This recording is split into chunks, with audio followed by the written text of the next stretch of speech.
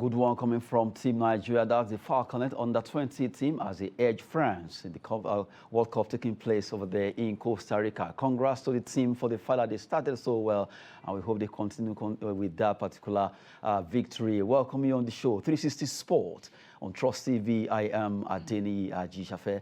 We'll be looking at that first story where FIFA under 20 Women's World Cup, Falconets edge France in Group C opener. It was a good one there as they were able to score in the 85th minute, despite the fact that the rain stopped that game for a very long time before it was continued. The Team Nigeria, that's Falconet, they did well by winning that game there. Well, that's the lady that scored, Sebastian. She was able to do that for Nigeria, and we celebrate for what they did against all they were able to win. It was a tough game because the rain really nearly disrupted that particular game there. Good one coming from Sebastian Flourish. Well, joining to talk sport right now is Olawale Peters. Good to have you. Good morning, Adeni. It's a pleasure to be here.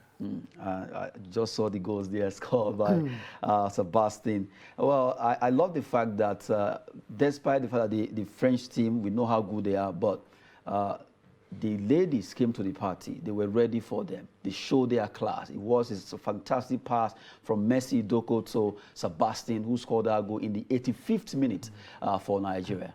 Okay, I said kudos to the Falconets. And why do I say so?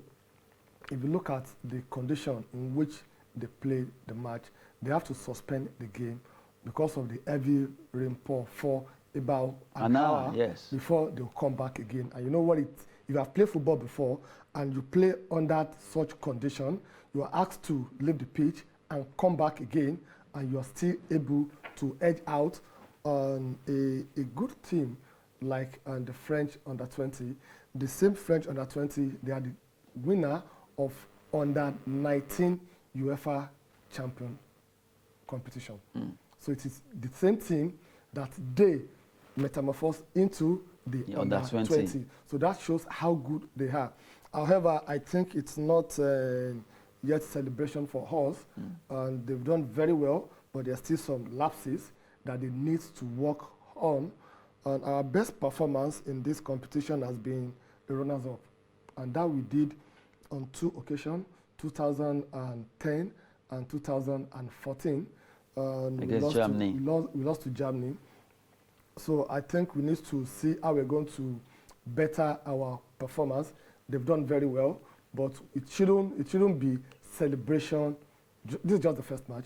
We are meeting the South Korea, who won the Canadian team 2-0. We are playing them next. So a game at a time before we know what we need to do. Then in Sebastian Flourish and Messi, I saw a combination of Messi Akide, Papetu and Kocha. At that time when they were playing. At that time when they were playing also, I saw them. I saw that in them. So what we need to do now, just like the French team, they played under 19. They won the UEFA, and almost 90% of the team, they moved them to under 20. I'm very sure from that under 20, they moved them to under 23. That is how they progress. But that is not the case in our country here. So this same Falconet that we have, they've been together for some times. Our Super Falcons, some of them are getting tired. So this is time to be phasing them out gradually by giving these young ladies the opportunity to do that. They play very well, but they need to work on their defense because some of the loose ball that we committed, probably the rain also affected. You know, we Nigerians, we know how to play under harsh conditions than the normal weather condition. So probably the weather condition also is an advantage to us. It may be an advantage to us because some of us will play under the rain. We play football under the rain. So they are not really used to it. So the weather may affect them in one way or the other. So let's see what will happen their next 2 games to see if truly they have arrived. To me, they've not arrived. They're about to arrive. Well, just looking at the Falconets there, the under-20 team from Nigeria, they did well. They won their first game 1-0, courtesy of Floris Sebastian in the 85th minute, courtesy of the pass that came from Messi Idoko. A fantastic one. They'll be facing Korea on Sunday. Well, we wait to see what they'll be doing against South Korea as they prosecute that particular game. To also let you know that some games were also played. Quickly, let's look at the result. So far, the FIFA Under-20 Women's World Cup, where starting from day one, Germany, it was a shocking result there. Colombia actually defeating them 1-0. New Zealand 1-1 against Mexico. Spain 0-0 against Brazil. Australia 3-1 against Costa Rica, the host nation. Ghana, they lost against America there. That's USA, defeating them 3-0. One of their players got the red card. It was 10 against 11. Japan won. Netherlands 0. Japan, they are defending champions right now. France, they lost against Nigeria, and we're happy to let you know that Sebastian scored our goal in the 85th minute. Canada 0. Korea Republic 2. So if you see what is going on in the world of women football now, things are changing. Germany used to dominate the whole Europe, both under 20, 23, and the senior team. We saw what happened between the German team and the English team during the final of the UEFA. And we also saw what happened about 2 days ago between Colombia and Germany. Also. So the narrative is changing. It's not about, like we in Nigeria now, they will tell us that we are the perennial winners when it comes to women football in Africa. But that's not the case now. It's changing also. It's changing also. We've been representing Africa at this level since 2002. We've been representing Africa. But what have we done with it? So what I'm trying to point out here is that things are changing. The respect that people used to give to other nations when it comes to football, it's not really there again. So we need to really up our game to see what we need to do, how we need to improve our game. We need to improve match in, match out. We have to improve on what we did against the. So we have to do that one so that we know that we have something to really go for. We are expecting nothing more than to bring the trophy back home. It is very possible that Nigeria will be coming back home with the trophy because the ladies are right now speaking. They want to make sure they do that. Right now, we've been talking about activity in the world of football. Well, good one for our team. That's the Falconets. They were able to win that game. They won that 1-0. Courtesy of Sebastian, who was able to win a score for Nigeria in the 85th minute. Good one of theirs. We've been looking at what is happening concerning that World Cup. Now, quickly, we look at another one. Well, why we are digressing a bit from football, well, just when the Commonwealth Games were taking place, attention was really on that, and we forgot to talk about a lady who did well when it comes to gymnastics. Gymnastic competition was taking place in the Edo State. A lot of young gymnasts were across Nigeria gathered in Edo State. They competed, but a particular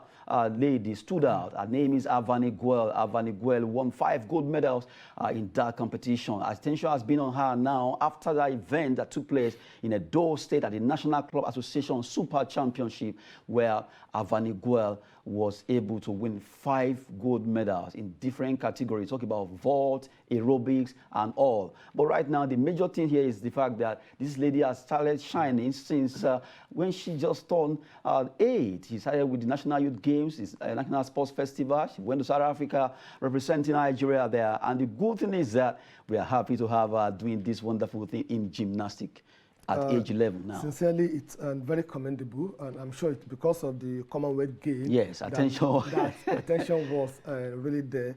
So I think what we need to do right now, there is a wonderful program that the Minister of Youth and Sport started, Adopt an Athlete. So I think we need to really look into that for one of the state governors to really adopt her right now so that she can get the needed training, the needed scholarship to upskill herself at this age.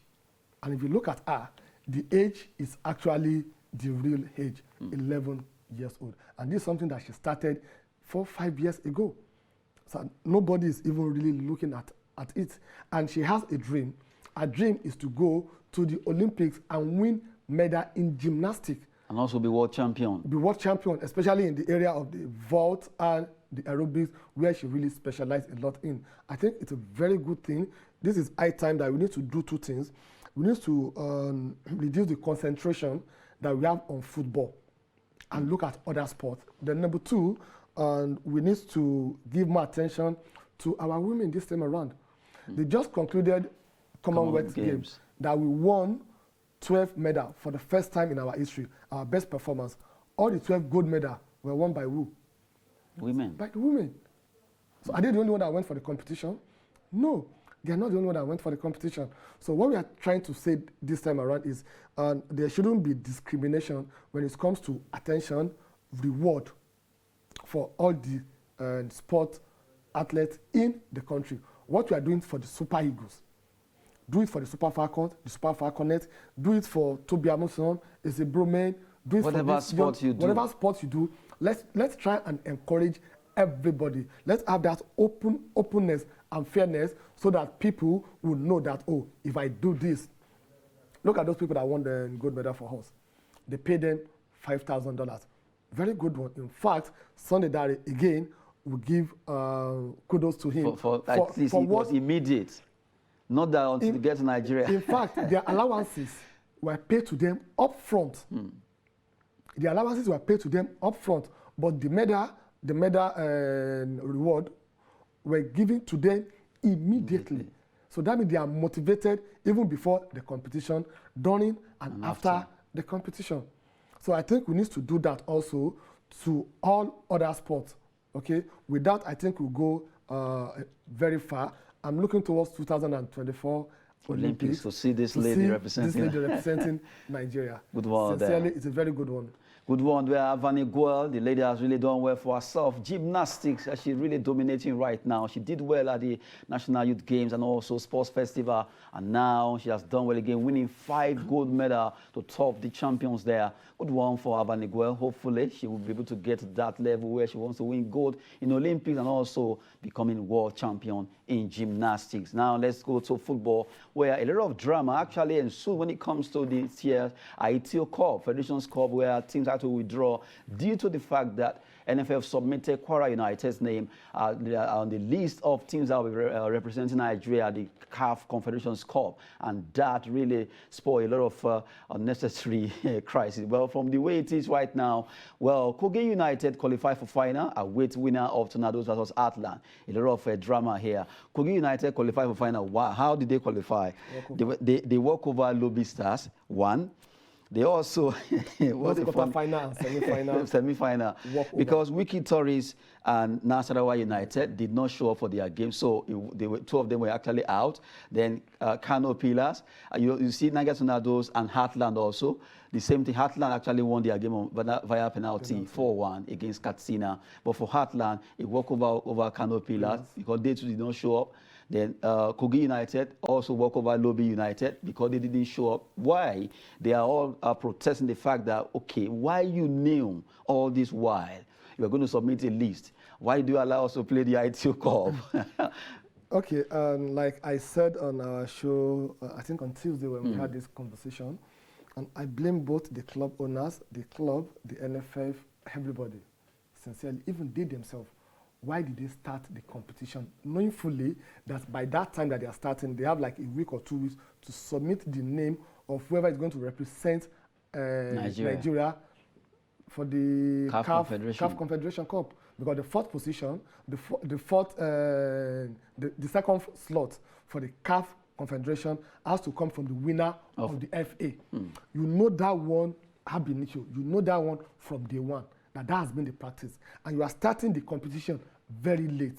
You didn't run it very pursuit the way you normally run it before. So definitely, all of you know before.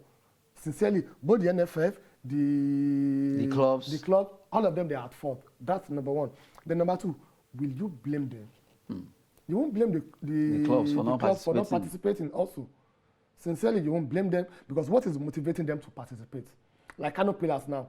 What is in there for them? They were looking at, okay, if they could win it, automatically they will play the CAF Confederation. So and now, once that motivation, motivation we are talking about, it goes a long way for everybody, all individual. If whatever is motivating you, it's not there in whatever you do in life again, the zeal will be zero. So what is motivating the players, the coach, and even those that are sponsoring them? is for them to represent Nigeria in CAF Champions League. And once you've done an abracadabra, let me use that word, to pick Kwara United. What is in there? I think, as far as I'm concerned, I blame all of them. At the same time, I didn't blame them for pulling out, so that the resources that they will waste in playing the matches, they will channel that resources into something else. I think we really need, and you see, we don't learn from our mistakes in this country. Nothing is wrong if you make a mistake.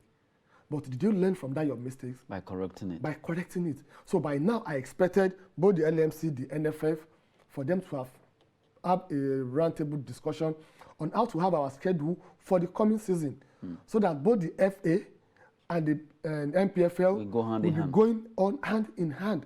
But that has not been done. So that is the problem. Because if you don't resolve that problem, come next year, we'll still come here, complain about the same thing.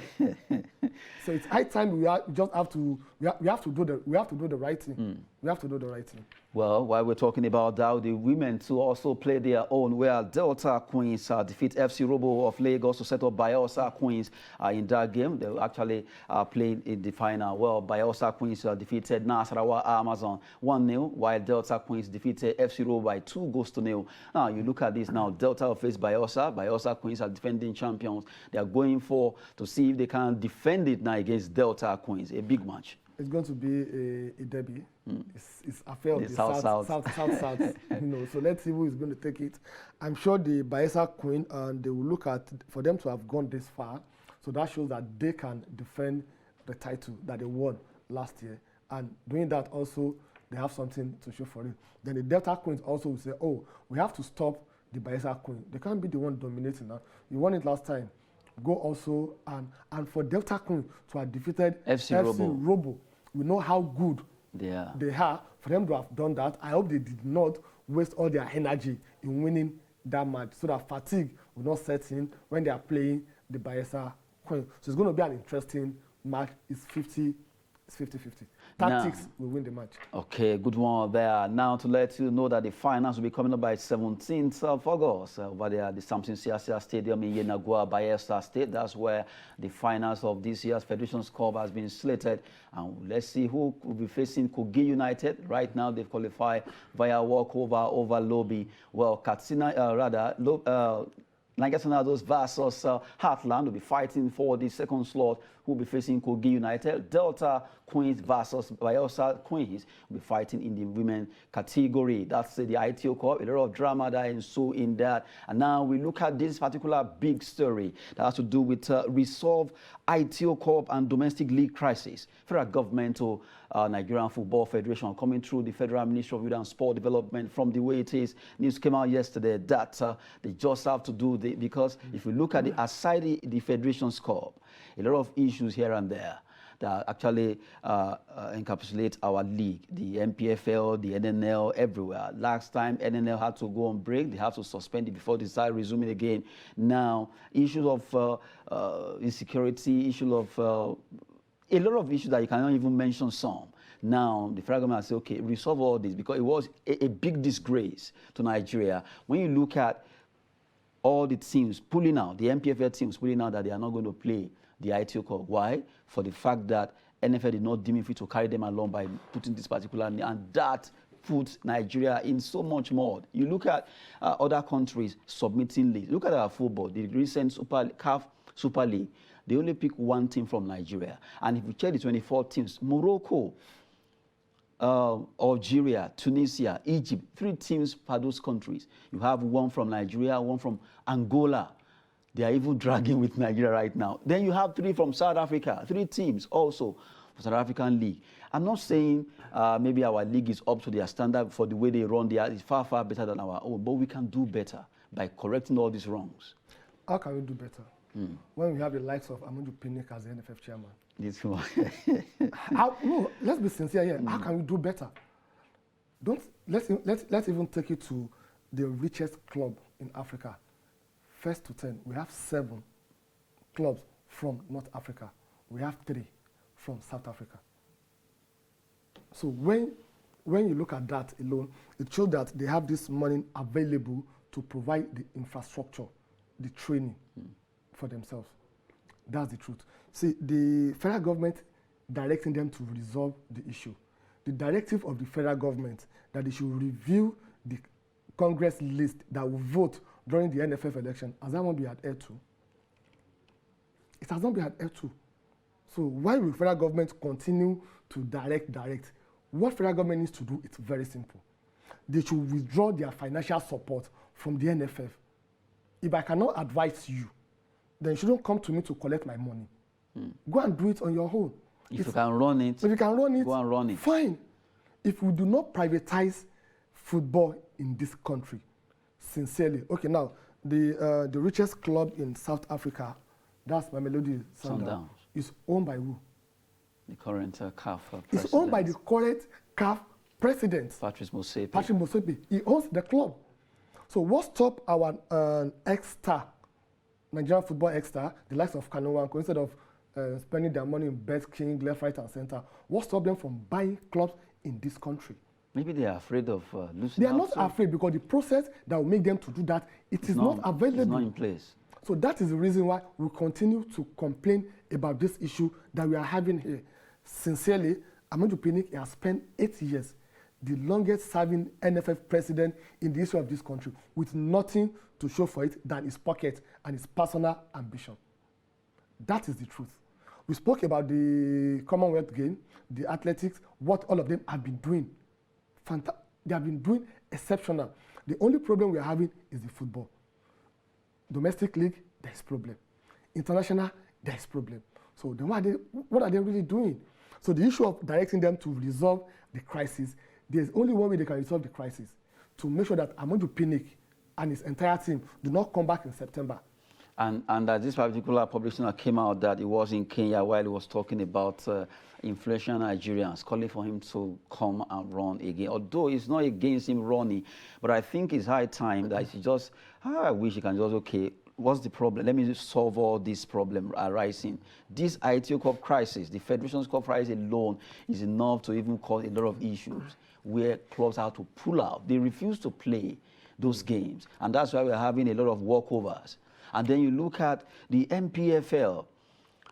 We can't see it on TV, even though it was said or publicized that we are going to be seeing it on TV. Okay, you can only use your data to watch online. Well, not all Nigerians can actually afford the data to watch. Well, then you look at issue of the games. What are you doing to see how you can privatize this, to make sure most of these players that travel on the very far road, very kind of unsettled players, because they go from Lagos to Maiduguri to go and play a match, and they are returning by the same road, which is not safe. Okay, let's take it from the issue of compassion. Compassion is the basis for morality. So it shows that if you don't have compassion, you cannot have morality. So that is the problem with Amadou Pinnick. To have that audacity, the infantry, to be playing on our intelligence in this country, that you came out, that your family have told you not to contest, and you are going to listen to them.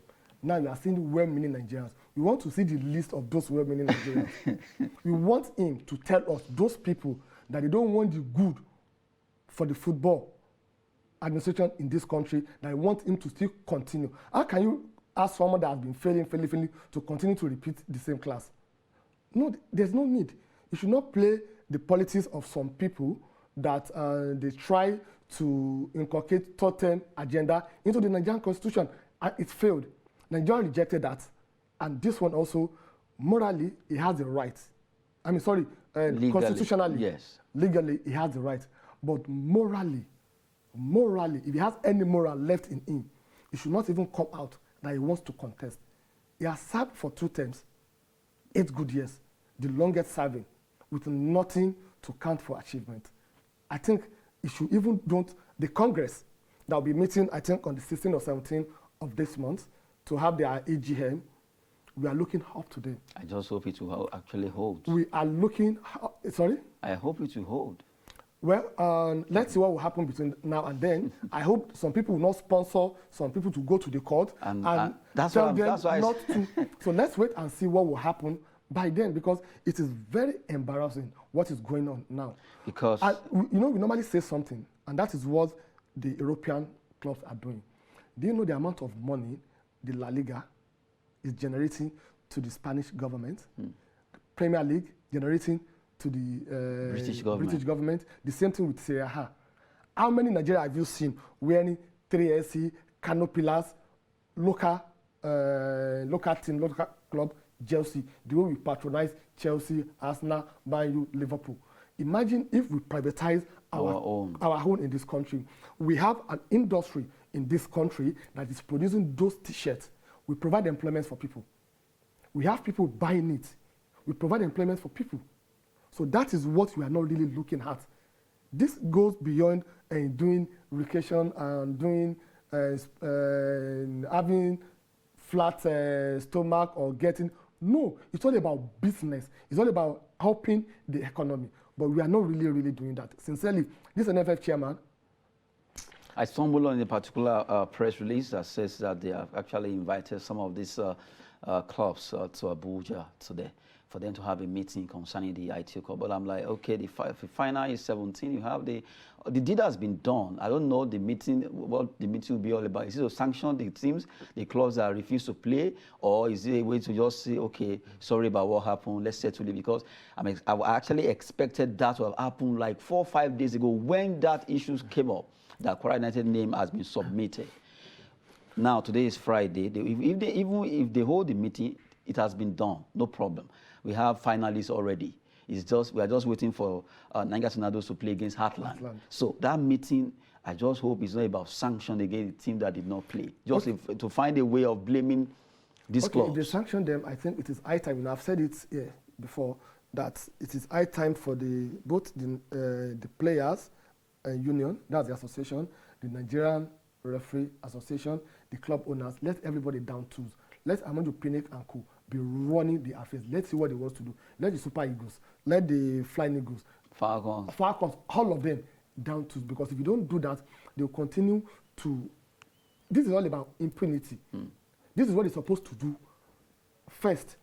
This is what they're supposed to do first, to call a meeting immediately that this is what is happening. You're supposed to submit list, name to CAF, but because of the FA that we've not done, we are picking Kwara United being the fourth on the table. So why are you doing what you're supposed to do first? You are doing it last by wasting money to invite them to come to Abuja again to benefit some people's pockets. Well, we've been talking concerning NFF, Nigerian Football Federation. They've been told by the federal government that they should resolve the crisis that actually embroil Nigerian football. It just have to, something must be done concerning our football. A lot of issues here and there. We have to fix it. It's been a wonderful time on 360 Sport with Olale Peters. Thank you very much. It's my pleasure being here, Adeni. I am Adeni Ajishafe. Thanks for watching.